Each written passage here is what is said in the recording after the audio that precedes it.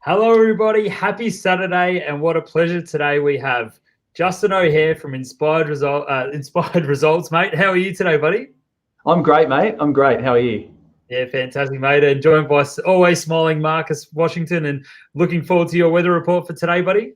Weather was fantastic. Good day to be in lockdown. Nice sunny outside. And been working all day, as you can see, still in the suit jacket, wearing shorts, but in a suit jacket. So still going good. Well, I had to shoot down to the office, mate. There's no power in Pakenham Upper at the moment, so I know there's no viewers up there at the moment. But we've had no power since about 1 o'clock today, so we've had four Zoom appraisals in the office, and it's actually a nice place to be. It's nice and quiet. Yep, and the internet's working. That's good. You're not blur. Cool. They had no blur today, so which is good for the viewers. But anyway, look, enough about that. But today we're joined by Justin. Justin runs an amazing business in helping people, and I suppose just give us a bit of backstory on what you do, Justin, what the business is about, and go from there, mate. Yeah. So I guess probably start a brief overview of life. So started life pretty normal sort of family. Dad worked, mum stayed at home, and then was about 12 years old. Mum got diagnosed schizophrenic, so she was in and out of mental hospitals, and I became her primary carer when I was about 18. So always had that real drive for wanting to help people and sort of know more about how the mind works, because I couldn't understand how this beautiful, completely sane, normal, functional person turned into, into psychosis and stuff like that. So I always had a real interest in the brain. And then, things took a turn, and Dad closed his business down, started dealing a bit of pot. That turned into a business, really. So had an interesting childhood. And then, as I sort of went through different management roles and different leadership roles, and always had a real want and desire to help people. And then I think Marcus was probably one of the first people that said to me, why don't you go and, be a coach? And I tried a lot of different sort of sales coaching and business coaching. Nothing sort of really sat right. And then came across a couple of modalities called hypnosis and NLP. I think you had an NLP master practitioner on the last one. So Chris Held is also NLP trained, I believe. So, it was one of those things that I stumbled across it. And I did my first course, and I kind of fell in love with it. I fell in love with the results that it got for people, and it sort of took off from there. So I started a business as business coach, and within about 6 months, had pretty much migrated across to life coaching. And people kept asking me, like, where did you learn this stuff from? Because it's all very much tools and techniques and fundamental psychology, positive psychology. So people kept asking where I learned it from, and I thought, well, if they're asking where they learned it from, there's obviously a need. So we started training it about 2.5 years ago, and haven't looked back. So now our primary business, we still do a bit of coaching, but our primary business is really around training people in hypnosis and NLP and life coaching. Yeah, right. It's amazing. That's so good. And I think that's the thing, like moving forward from, this last 6 months for people has been pretty chaotic. Whether they haven't been working or their business has been shut. Like, I mean, there could be some businesses here in Victoria that have been shut for the whole year pretty much, or, for at least 5 months already. And I think the mind tells stories to us where, we go crazy. Yeah, look, so, I mean, our if you go back to tribal times, and again, if whenever something happens in the world, the first thing I do is look at it in the context of how we're biologically designed, which is to live in a tribe. And in tribes, we're storytellers. That's how we've passed on information. Before the written word was even a thing, we were storytellers. So, when you're sitting on your own and you're isolated and you're not talking to anybody, you're not getting outside of the house, guess who's telling the story? It's yourself. And if you're not in a good headspace, well, guess what sort of story you're going to tell yourself? So I think that's a really important thing, is to listen to the story you're telling yourself. And is this actually reality, or am I just manifesting something that's not there as well, which is important. Yeah. No, definitely. Right. And I suppose with everything that's going on at the moment, what's some good tips that you can give to those people that are in stage 4 lockdown, whether it be working from home, dealing with kids, they can't work, they're on JobKeeper, or they've lost their jobs. What's, I suppose, some to get some positive mindset for those people? What's some tips or some strategies for those people? What do you think, mate? Yeah, I think, growing up as a kid, I think, and to put it in a different context, growing up as a kid with mum being schizophrenic and in and out of mental hospitals, quite often I was cooking dinner, doing the washing, as a 12 or 13-year-old, getting my brother and sister off ready to school. People say, oh, that must have been really hard. And for me, I just did it. Like, it was one of those things that I didn't look at it as being something that was hard or easy. It was just what life was at the time. And I think the first thing is to put things in perspective. This won't last forever. Whatever side of the fence you're on, and we talked about this before, Tain, is that whatever side of the fence you're on, whether you're on the complete side of conspiracy theory, full on the medical side, it won't last forever. Yeah. One way or another, it will come to an end. So I think that the first thing is just to realize it won't last forever. And that was a defining point in my life at about the age of 16. As a song by the Lighthouse Crew, I think it is. I don't know, I'm not very good with songs, but a song came on the radio. I was literally in this headspace of, like, my world's coming to an end. My dad hates me, and we clashed a lot when I was young. And my mum was schizophrenic, and it was just relentless. It felt like the world was caving in on me. And that song came on the radio that someday this will all be over. And that was a big paradigm shift for me, just to realize that someday it will be all over. But I think also the people that I'm seeing do the best out of this are looking for the silver linings. They're looking for, okay, what can I do with what I've got, whether that's connecting with people, whether that's, new business opportunities, whether that's pivoting their businesses. We had some really, really strong businesses come out of the back of COVID over here, where we had one particular business, which was, I was doing some business coaching with them.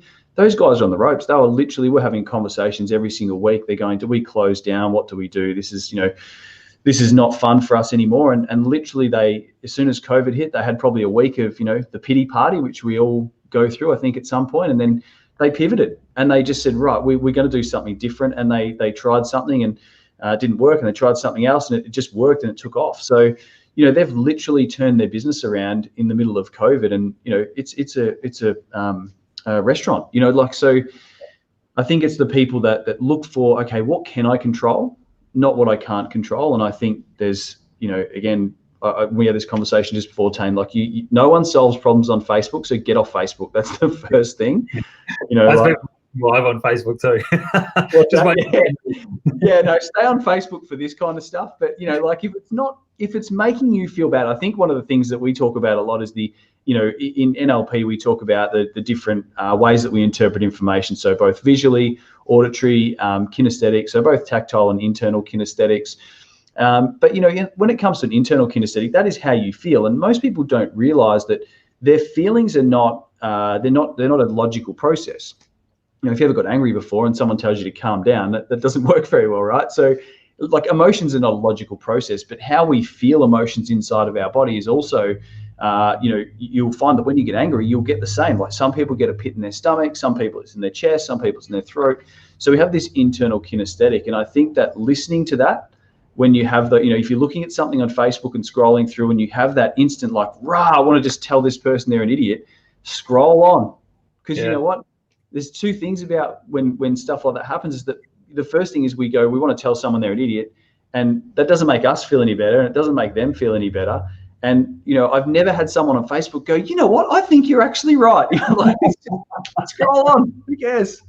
Yeah, it's you see some pretty heated battles. I think we all fall into the trap sometimes. You read the comments on there, and next minute you're just down this wormhole, and it's pretty hard to get out of. So, no, I think that's a great thing there. I think it's a good thing is just scroll on, swipe off, or just get off and connect with your family and your friends that are around you and everything like that. I think that's a good tip for at this point in time.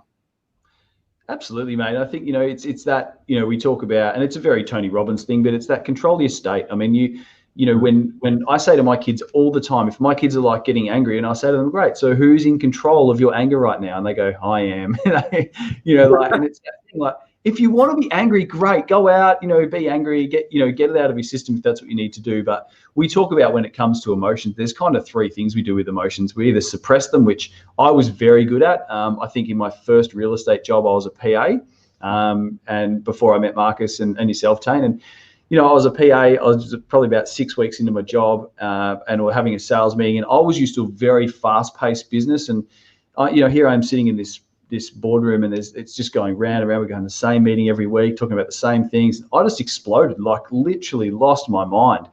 And everyone in the room was completely shocked, because to them it came out of nowhere, but to me it had been escalating. But that's because I'd got really good in my life at suppressing my emotions and pushing them down. Then eventually what happens when they pop, they explode with such force that there's no controlling it, And sometimes I'd feel like I was sitting over the side here watching myself, trying to pull the words back into my mouth as they were just verbally diarrheaing over everybody. So, suppressing it's not healthy. And, the other thing that we do is sometimes we just explode or go off and we tell someone and, tell them they're an idiot, and then eventually the emotion calms down and then we feel better. But again, it doesn't fix it. And I think the last thing is, when it comes to that emotional feeling, whether it's sadness, whether it's happiness, whether it's excitement, whether it's anger, is like address those emotions, actually acknowledge them and say, okay, someone's just cut me off. What am I angry for right now? Like, what am I actually really angry about? And this is the great thing. We've got this thing called neocortex. We can actually think about our thinking. As far as we know, we're the only animal on the planet that can do that. So, I don't know how many times I used to get like road rage, and it's because the emotion's just sitting under the surface, and all it needs is a Facebook post or, another day in another bad report in COVID. And I think, the bad news is out there if you look for it, and you just got to try and find the things that make you happy throughout the day and just ignore that stuff. Yeah. No, that's great. I love that. And I guess any tips coming out of COVID? I guess, I'm sure, there's going to be a lot of challenges for some people. Anything else you can sort of add to that, Juzzy, with, I guess, post-COVID? We're going through stage 4 restrictions here now. And, I guess, we're nearly there, 2 to 3 weeks away. Is there something anyone can do to change their direction in life, do you think, or any strategies around that? Yeah, really, really good question. I think that if you, again, go back to the tribal time, like, what are we biologically designed to do? We're designed to survive, first of all, but there's always something more. We have this inbuilt thing to push and get something more. And that is because, if you look at every other animal, we don't have big, long claws. We don't have big, sharp teeth. We don't have super strength. We're not really fast. We don't have armor. We don't have, we're really vulnerable animals. So our defense mechanism, if you like, is this ability to think and this ability to have a neocortex and to be able to pragmatically think through things. But we've still got the primitive part of our brain, that's that fear part, right? That's saying, oh my God, that's really bad. And trying to make sure it keeps you safe. So I think that the best thing that I could say to anybody right now, especially going through what you guys are going through, is start planning, right? You've got another couple of weeks in isolation, but what are you going to do? Like in day 15, what are you going to be doing when you guys come out, day 16, day 17, and, in a year? Because when you start thinking about that stuff, when you start focusing on those things, it's amazing the opportunities that come out. As I said, some really good clients of mine, a restaurant over here, and have the same conversation with them. What are you focused on right now? And there's 2 great questions you can ask: is what are you focused on, or what am I focused on right now, and what do I need to be focused on? And that second question is super powerful because it moves you away from the problem-based thinking to solution-based thinking really quickly. So what do I need to be focused on? And if you can't answer that question, go and find out what that is. Do some reading, listen to some podcasts, and start to find out what is it that actually drives you as a human. Is it helping people? Is it, caring for others? Is it being a manager? Is it starting a business? Is it, just meditating? Is it, going for a drive on a Sunday? Is it spending more time with your family? And find out what that thing is that you need to be focused on that can drive that purpose. Yeah. Love it. It's amazing. A lot of the people that I'm sort of talking to, still talking to clients during the week, and a lot of people are reevaluating what they do on a day-to-day basis, on a year-to-year basis, and their goals and what's important to them and things like that. And a lot of people are learning to cook a lot better than what they were. They're not seeing the benefit in going out to restaurants and things like that all the time. They're really embracing the 4 walls that they live in. And I think that's the positive I'm seeing in moving through this as well, is that if a lot of people can generate that happiness with the 4 walls, then I think their happiness will exceed outside that as well. So it's I think, and I really hope that people take these learnings through this 6-week period and then take it into the next, part of life. And I think that's the big thing for me is hoping that everyone jumps on board with that. 100%, Tain. And we talk about hypnosis, and when you get into what is hypnosis, it's a really everything that you see, every suggestion that's made to you. I mean, there was some article I read the other day. There's 10,000 marketing messages per day we're exposed to. That's all forms of hypnosis, all suggestions. I mean, product placement inside of movies, that's a suggestion. It's the same kind of techniques that we use in hypnosis. Is that if I put a can of Coke in this movie, then people will, probably be more likely to buy Coke than Pepsi and that sort of thing. So, I think it is. Every time I watch I get KFC, I can't help it. Yeah. So I think it's limiting the suggestions that you're having, and and starting to go, right, what are the suggestions that I want to give myself? And like you said, is it spending time with the family? Is it learning to cook new meals, or is it coming up with a hobby, whatever it is? And I think it's wherever you focus. If you focus on the negative stuff, your brain has this really, really awesome way of being able to give you whatever you focus on. So if you're focused on all the bad stuff, you're going to get more of it, because the brain is this process of deletion, distortion, and generalization. And what that does is essentially helps us function. If we had to try and take in all the information at any one time around us, the noises, the sounds, the feelings, like, right now you guys are sitting there, you don't even notice that you can actually feel the feeling of your feet inside your shoes, or in Marcus's case, no doubt Ugg boots. I've seen the photo. But your brain deletes all of that information because it's not relevant right now. But if you're focused on all the negative stuff, if you're focused on all the bad stuff, then your brain will delete all of the good stuff and give you the bad stuff, because it says, okay, that's what we need to focus on right now. And of course, that just goes into a spiral of that's where people end up with depression, end up with anxiety, and end up with not feeling good about themselves and stuff. So it's that focus on what you want. Find what really drives you. Find what lights you up. Find what gives you that internal feeling where you go, yes, this is me, and go do that. I think one question I always ask our kids and my wife every day when we have dinner, we sit around the table and we always talk about what our favorite part of the day was. And I think it's such a great question to ask. And it just, I love that, especially now. And a lot of the times, especially kids give you an answer. I mean, Nora can't talk, but us generally say, I like when you played with me in the sandpit, or I like when you did this. And a lot of the times it's just us spending time with the kids and things like that. And it just brings a lot of stuff back to reality in what we want to achieve as parents. We just want to be the best parents we possibly can be. Mate, 100%. I mean, there's three questions that, I love that first question. There's three questions we ask our kids around the dinner table, and it's, what was your favorite part of the day? What was your least favorite part of the day? And what are you most grateful for? Because, when you're truly being grateful, when you're sitting in that place of being grateful, there's people like you said, kids don't care, and adults don't care either. We don't care that we've got the nicest car at the end of the day. It makes us feel good for a couple of days, and you drive around. Unless someone compliments you on your nice car, nice new car, you don't sit there every day looking at your car going, wow, I'm so glad I got that. We're on to the next thing. So that being grateful for the little things, being grateful for the time that you've got, being grateful's a really big one. But the middle question that I asked there was really, really interesting to ask kids, because what it starts to teach them from a very young age is that they can tell you anything. So when you say, what was your least favorite part of the day, you're teaching them that it's okay to tell me that something that happened today. And sometimes my kids will come out with stuff like, oh, I got, my daughter, she's the sweetest, nicest, she's 10 years old. She's the kindest kid. If there's ever a kid at school that's crying, she's there. And I said to her the other day, what was your favorite part of the day? And she told me, and I said, what was your least favorite part of the day? She goes, oh, I've gotten a fight at school. I was like, what? But like it just blew my mind. I'm like, here's this sweet little thing. And I'm like, what happened? She goes, oh, don't worry, Dad, I won. I was like, no. Well, hang on. But, if I hadn't asked that question, I probably never would have found that out. So I think it's a good question to ask, because hopefully when they are 14, 15, 16, and, fingers crossed, they will come and tell us that stuff that's going on, because it won't be a fight at school. It'll be someone offered me drugs, or someone offered me a smoke, or someone offered me a drink. And I want to know that stuff as a parent to be able to help them as well.